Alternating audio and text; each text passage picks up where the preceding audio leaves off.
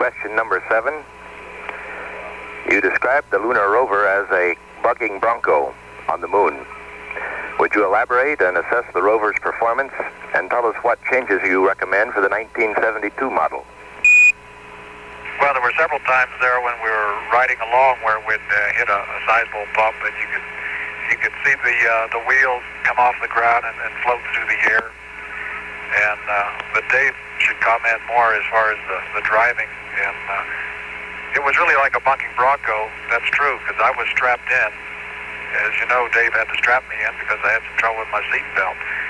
But I really did feel like I was on a bucking bronco. I think I might add that it's a very stable machine, but because of the 1/6 gravity, it tends to float. And I think it's just a matter of becoming accustomed to the driving. It's a very stable vehicle. The suspension system is excellent. I think the only recommendation we'd really have would be to come up with a new idea on a seatbelt type arrangement. Other than that, I think the vehicle is about as optimum as you can build. I have visual contact again. I am 140 from the ship, 1/2 mile.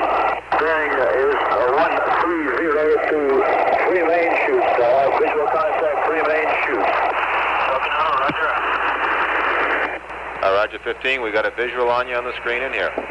Apollo 15, Apollo 15. This is recovery, over. Recovery, Apollo 15. Everybody's in good shape, and we're looking at about 3,500 feet. Roger, Apollo 15. If you hear, all units have you in sight, and we are inbound now. Roger. Splashdown, mark splashdown. Landing velocity on 2 chutes is 28 feet per second, or 32 feet per second versus 28 feet on 3 chutes. Apollo 15, this is recovery, over. Apollo 15, everybody's in good shape. It's great to be back. We had a great time on a trip. I think we accomplished a lot.